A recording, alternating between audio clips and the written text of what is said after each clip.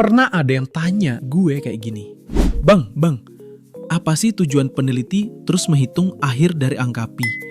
Oke, serius nih ya. Pertama-tama, pi itu adalah bilangan irasional. Artinya, pi bukan merupakan rasio atau pembagian dari dua bilangan bulat. Karena pi merupakan bilangan irasional, representasi desimanya nggak punya ujung atau akhir, dan juga nggak berulang. Terus pertanyaannya, kenapa orang-orang terus menghitung pi sampai bertriliun-triliun angka di belakang koma? Padahal mereka tahu kalau nggak ada angka akhir di belakang koma untuk representasi desimalnya. Oke, menghitung pi sampai banyak angka di belakang koma sendiri sebenarnya nggak begitu penting. Dalam sains, kita bahkan nggak butuh nilai desimal pi lebih dari 15 angka di belakang koma. NASA, Lembaga Antariksa Amerika, cuma pakai 15 angka di belakang koma dan udah lebih dari cukup buat perhitungan yang dipakai satelit terjauh yang pernah manusia buat. Bahkan untuk menghitung volume alam semesta, kita cuma butuh 39 angka di belakang koma. Dan itu pun udah akurat banget. Orang-orang ngehitung pi karena sekedar hobi atau buat ngelakuin high performance computing benchmark pada suatu komputer atau metode komputasi. Rekor terakhir, sampai saat video ini dibuat, untuk representasi desimal pi adalah sampai 300 triliun angka di belakang koma. Gile banget ya tuh.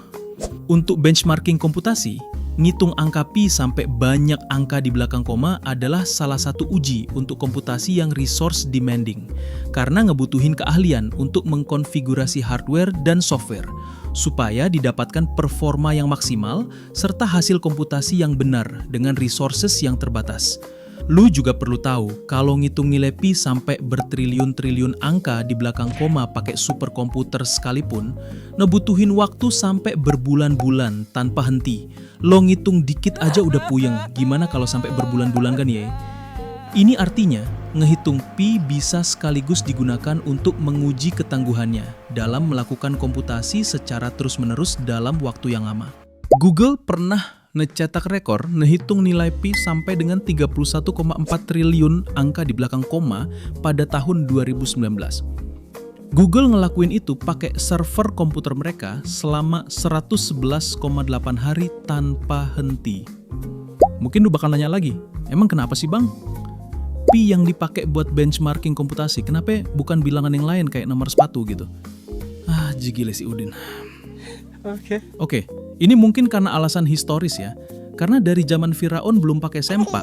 Maksudnya dari zaman Mesir dan Babilonia kuno, dulu orang-orang udah berusaha cari cara buat ngehitung nilai pi dengan mudah dan cepat. Entah karena alasan praktis atau murni keingintahuan aja.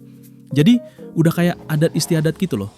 Alasan lain juga karena pi seenggaknya lebih dikenal oleh masyarakat awam. Lu dari zaman SD juga udah belajar tentang pi kan. Jadi ini bisa lebih mudah diterima kalau diberitain khususnya yang berkaitan dengan komputasi. Semoga ngejawab pertanyaannya ya. Ciao.